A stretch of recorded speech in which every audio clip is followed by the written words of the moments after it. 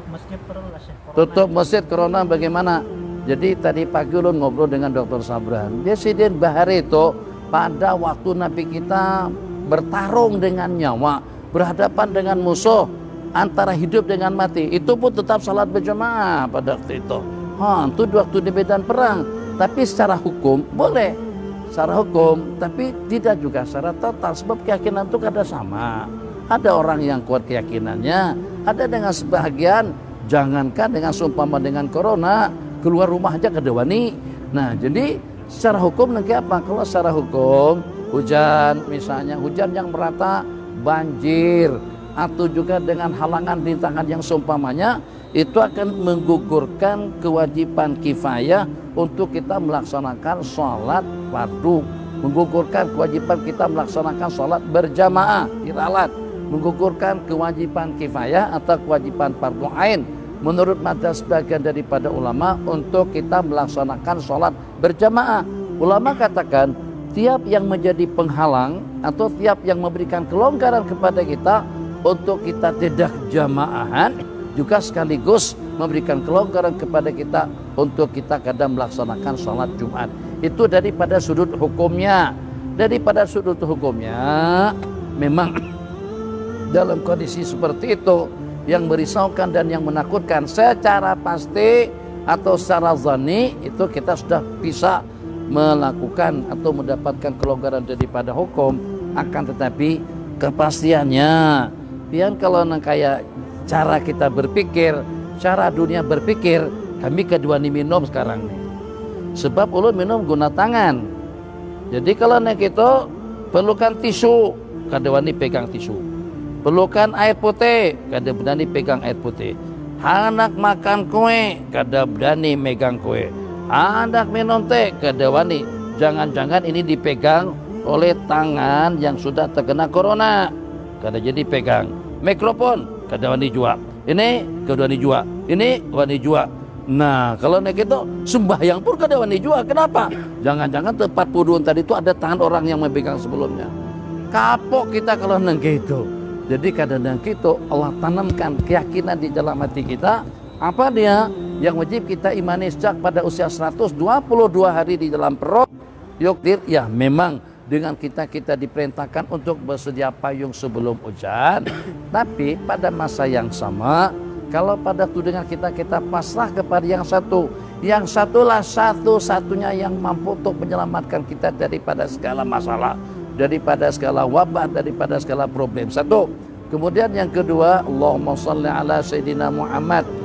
Dalam hadis diriwayatkan apabila Allah turunkan bala dan malapetaka, akan Allah elakkan bala malapetaka itu kepada jamaah masjid. Khusus sebutannya Umar Masajid. Jadi Umar Masajid itu jamaah masjid. Tidak berarti saat ketika bencana itu turun, musibah itu turun, kita dalam masjid, tidak. Kita sekarang jamaah masjid, ahli masjid atau ahli hisab, ahli jamaah atau ahli hisab, atau kita ahli karaoke, atau kita ahli dangdut misalnya. Jadi orang-orang yang jadi ahli masjid, yang walaupun saat ketika wabah itu merebak, tersebar, tetap dengan kita sebagai ahli masjid, insya Allah janji Allah akan terelak daripada mereka. Tanamkan keyakinan. Jangan sampai orang Cina lebih yakin. Orang Cina timbah corona menimpa rakyat Cina setelah statement daripada Jinping,